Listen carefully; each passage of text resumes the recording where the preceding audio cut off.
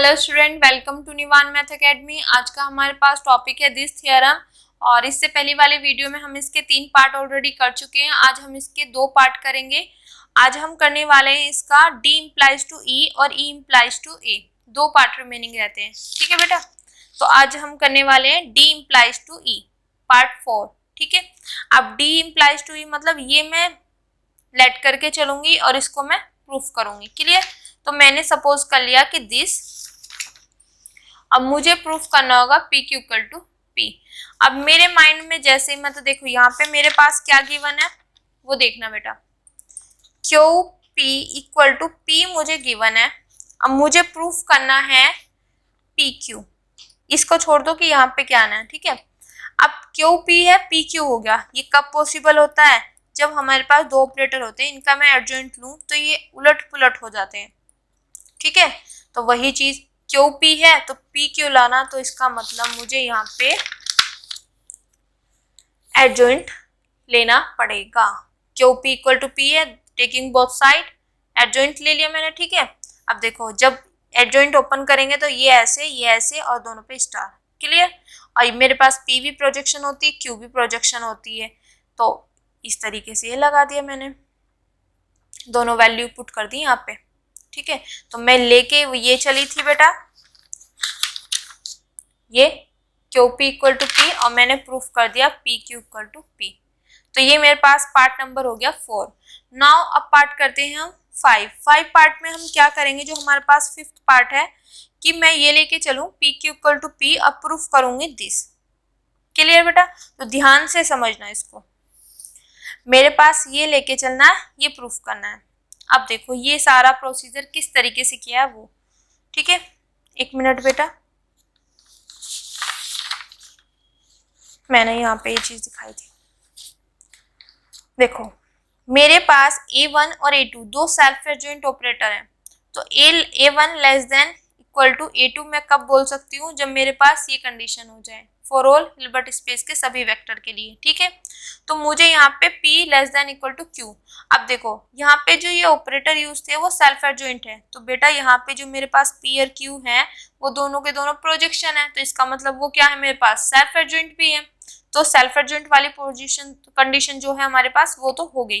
अब main target हमारे पास इसको ये दिखाना, A1 की जगह ये है, A2 की जगह ये है। तो जब मैं को ये दिखाना होगा तो इसका मतलब मुझे क्या दिखाना होगा कि हिल्बर्ट स्पेस के सभी वेक्टर के लिए ये वाला पोर्शन इससे मैच करना, Px और x का inner product less than equal to होगा Qx और x के इनर प्रोडक्ट से। इतना क्लियर हो गया बेटा। यहाँ पे देखो ये तभी हो सकता है जब हिल्बर्ट स्पेस के सभी वेक्टर के लिए ये इनर प्रोडक्ट इससे लेस देन इक्वल टू हो, ठीक है। तो इसको ये दिखाना है, तो मतलब हिल्बर्ट स्पेस के सभी वेक्टर के लिए ये मैं इससे लेस दिखाऊंगी। तो अब देखो हिल्बर्ट स्पेस की बात हो रही है, तो मैं यहाँ से एक आर्बिट्रेरी वेक्टर लेके चलूं। अगर आर्बिट्रेरी के लिए है तो फिर सभी के लिए हो जाएगी, क्लियर। अब मुझे ये पोर्शन ये दिखाना है, तभी मैं ये चीज लिख सकती हूँ, क्लियर। सेल्फ एडजॉइंट वाला पोर्शन हो गया मेरे पास, और मैंने ये चीज ले लिया, अब मेरे को ये दिखाना, देन तब मैं ये चीज लिख दूंगी, इतना क्लियर। तो Px और x का इनर प्रोडक्ट दिख गया यहाँ पे, और इसी तरीके से Qx और x का इनर प्रोडक्ट, ये वाला मैं पोर्शन लेके आऊंगी, ये लेके चलूंगी, इसको लेके आना है, क्लियर। अब बेटा ध्यान से समझना, यहाँ पे मेरे को ये चीज लाने के लिए सबसे पहले मैं लूंगी Px और Px का इनर प्रोडक्ट। ये चीज आप ध्यान रखोगे माइंड में, ठीक है। तो Px और Px मतलब इस किस तरीके से याद रखना है कि मुझे Px और x, तो मतलब यहाँ पे Px इस तरीके से Px और Px का इनर प्रोडक्ट लेके चलूंगी, तब मैं ये चीज बनाऊंगी, ठीक है बेटा। तो यहाँ पे मैं Px और Px का इनर प्रोडक्ट लेके चली। देखो बेटा यहाँ से ये चीज मैंने ये Px और Px ले लिया, ठीक है। किस तरीके से याद रखना वही बता दिया। अब ये चीज यहाँ पे क्या किया गया है वो देखेंगे। अब इसको आप ध्यान देना बेटा, 1 मिनट। देखो मेरे पास है Px और Px इक्वल टू, Px मैंने एज इट इज रखा। अब इस P को मैं ये लिख दूंगी, क्यों लिखा?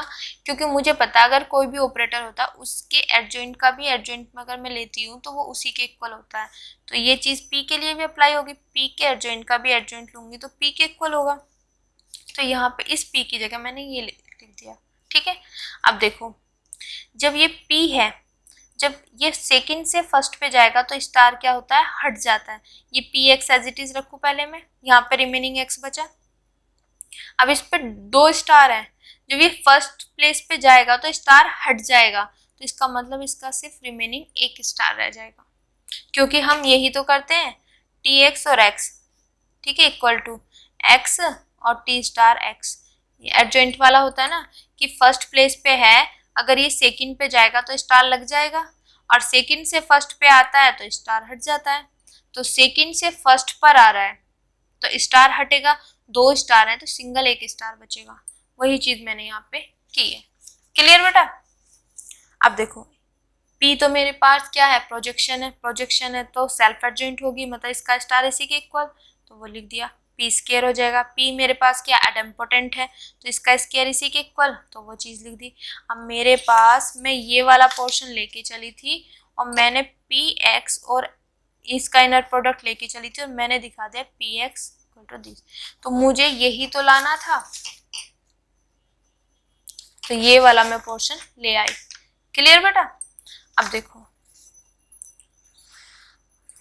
ये है, अब इसको मैंने इधर ले लिया और इसको इधर। अब बेटा इसको मैं ये लिख सकती हूँ, क्यों? क्योंकि मुझे पता है जो नॉर्म और इनर प्रोडक्ट का क्या रिलेशन होता है।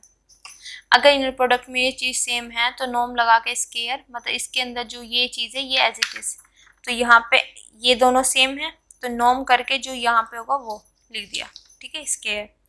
अब देखो यहाँ पे चीज ध्यान देना, मेरे पास ये P किसके इक्वल है, P क्यू के, तो इस P की जगह मैंने P क्यू लिख दिया। इतना क्लियर हो गया बेटा? अब यहाँ तक क्लियर करने के बाद अब मैं लगाऊंगी ये वाली थियरम यहाँ पे, if P is a projection on H, अगर मेरे पास कोई P प्रोजेक्शन है H पर, देन मैं ये चीज लिख सकती हूँ। अभी मैंने इससे पहले वाले जो हमारे पास वीडियोस थी इस पे जो पार्ट था इसका, उसमें भी अप्लाई किया था कि अगर हिल्बर्ट स्पेस पर कोई प्रोजेक्शन P है तो norm of P x less than equal to होगा norm of x for all x belongs to H। Clear हो गया? अब देखो पी क्यू मेरे पास प्रोजेक्शन है, वो चीज मान लो, या पी क्यू वाला पोर्शन नहीं मानना, सॉरी बेटा। यहाँ पे मेरे पास है norm of P Q x का दिस, ये चीज है मेरे पास। ठीक है, अब मैं भी स्केयर वाले पोर्शन को अभी हटा देती हूँ, मुझे ये नहीं चाहिए, मुझे ये वाली थ्योरम यहाँ पे अप्लाई करनी है। अब देखो P प्रोजेक्शन है, मुझे पता ना P is a projection on H, ये तो गिवन है मुझे कि P प्रोजेक्शन है हिल्बर्ट स्पेस पर। अगर P प्रोजेक्शन है बेटे मेरे पास और ये मेरे पास क्या होगा, वेक्टर, कैसे, H हिल्बर्ट स्पेस है, यहाँ पे Q है, अगर हिल्बर्ट स्पेस में कोई वेक्टर लूंगी उस पे Q लगाऊंगी तो क्यू एक्स मेरे पास क्या बन जाएगा, हिल्बर्ट स्पेस का ही तो वेक्टर बन जाएगा। क्लियर? ये किसका वेक्टर बनेगा, हिल्बर्ट स्पेस का। अब देखो ये वाली जो कंडीशन है हिल्बर्ट स्पेस के सभी वेक्टर के लिए है। क्लियर? पहली चीज नोटिस करो पी क्यू एक्स ये नॉर्म में आ गया, तो मैंने ये वाली थ्योरम बताई। ठीक है, तो ये थ्योरम कब अप्लाई हो सकती है, हिल्बर्ट स्पेस के सभी वेक्टर के लिए। तो ये क्यू एक्स भी तो हिल्बर्ट स्पेस का वेक्टर है, अगर ये एच के हिल्बर्ट स्पेस के सभी वेक्टर के लिए है तो इसका मतलब क्यू एक्स के लिए भी होगी। तो यहाँ पे मैं पी एज इट इज, इस एक्स की जगह क्या आ जाएगा यहाँ पे vector Q X less than equal to norm of Q X for all x belongs to H। समझ आया कैसे किया? ये वाला पोर्शन आने के बाद अभी मैं इसके स्केयर वाला पोर्शन नहीं देखूंगी, सिर्फ मेरे को ही दिखाई दी पी क्यू एक्स। तो मेरे पास यहाँ पे जो हम कर रहे हैं यहाँ पे मेरे पास less than equal less than वाला साइन है, मतलब मुझे कुछ इस तरीके से लाना है। ठीक है, तो मेरे को ये यहाँ पे लेस देन लाना, बट यहाँ पे इक्वल टू है। तो मेरे माइंड में एक चीज आई कि मेरे पास एक थ्योरम ये भी तो होती है कि P प्रोजेक्शन है हिल्बर्ट स्पेस पे, तो norm of P x less than equal to norm of x for all x belongs to H, कि हिल्बर्ट स्पेस के सभी वेक्टर के लिए ये चीज हो जाएगा। ठीक है, तो हिल्बर्ट स्पेस का वेक्टर मेरे पास क्यू एक्स भी है, तो अगर सभी के लिए है तो इसके लिए भी होगा, तो यहाँ पे एक्स की जगह क्यू एक्स रख दिया, तो मेरे पास ये वाला पूरा पोर्शन आ गया। अगर मैं यहाँ पे स्केयर कर दूं तो दोनों साइड स्केयर हो जाएगा, for all x belongs to H.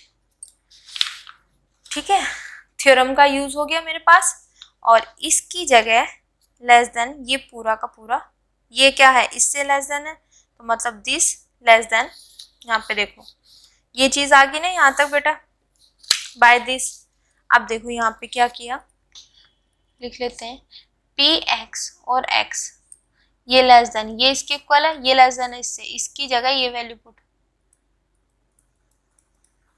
ठीक है, ये इसके इक्वल है, ये लेस देन है इससे, तो मतलब ये भी लेस देन होगी इससे, या इस पूरे की जगह ये वैल्यू पुट कर दो, ये आ जाएगा। क्लियर बेटा। अब नॉर्म का स्केयर है और ये है, तो नॉर्म में क्या होता है, जो इसका ये वाला होता है 2 बार लिख देते हैं इनर प्रोडक्ट में, तो 2 बार लिख दिए इनर प्रोडक्ट में, सेम सेम। ठीक है, अब लेस देन वाला साइन आ गया, क्योंकि मेरा मेन जो टारगेट है वो ये फॉर्म लाने की है। ठीक है, तो ये चीज मैं लेके चल रही हूँ, मुझे सिर्फ ये लानी है, तो लेस देन का साइन तो मैंने यहाँ पे बना दिया। अब देखो वही चीज किया यहाँ पे जो अभी मैंने आपको बताया था। देखो यहाँ पे मेरे पास क्या है बेटा, यहाँ पे ये चीज है क्यू एक्स और क्यू एक्स का इनर प्रोडक्ट। ठीक है, अब मैं इस क्यू को ये लिख सकती हूँ क्यू बाय दिस, यहाँ पे अब हो जाएगा क्यू स्टार का स्टार इक्वल टू क्यू, इस क्यू की जगह ये। अब यहाँ पे ये Q X as it is, यहाँ पे रिमेनिंग एक्स बचेगा। अब जब ये क्यू स्टार का भी स्टार यहाँ पे जब फर्स्ट सेकंड प्लेस से फर्स्ट पे जाएगा तो स्टार हट जाएगा, 2 स्टार हैं तो 1 स्टार रिमेनिंग रह जाएगा। ये हमेशा ध्यान रखना, फर्स्ट से सेकंड पे जाएगा स्टार लग गया, सेकंड से फर्स्ट पे आएगा स्टार हट गया। ठीक है, तो सेकंड से फर्स्ट पे आया स्टार हट गया, तो वही चीज यहाँ पे लिखी है। क्लियर बेटा। अब क्यू मेरे पास क्या है, प्रोजेक्शन, तो इसका मतलब वो क्या होगा मेरे पास सेल्फ एडजॉइंट, तो क्यू स्टार की वैल्यू क्यू, क्यू स्क्वायर, और ये क्या मेरे पास प्रोजेक्शन मीन्स आइडेम्पोटेंट होगा, तो इसकी वैल्यू ये। ठीक है, तो मैंने ये पार्ट प्रूफ कर दिया बेटा। मेरे पास P Q self adjoint operator है, और मैंने दिखा दिया हिल्बर्ट स्पेस के, यहाँ से चल रहा है ना हिल्बर्ट स्पेस के सभी वेक्टर के लिए ये inner product less than equal to होगा दिस। ठीक है, तो by this theorem if a1 a2 are self adjoint operators on Hilbert space, तो मैं ये कब लिख सकती हूँ, इफ अगर मेरे पास ये चीज हो, तो मेरे पास p और q दोनों सेल्फ एडजॉइंट ऑपरेटर है हिल्बर्ट स्पेस में।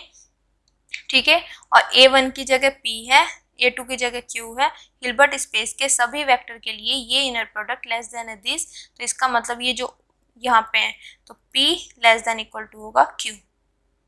ठीक है बेटा, तो ये पार्ट मेरे पास प्रूफ हो गया और ये थ्योरम भी पूरी हो गई है। तो आई होप आज का लेक्चर आपको अच्छे से समझ आया होगा। अगर आपको मेरी वीडियोस मेरे लेक्चर्स पसंद आ रहे हैं तो please like subscribe my channel और उन बच्चों तक जरूर पहुंचाएं जिनको इनकी नीड है। Thank you so much.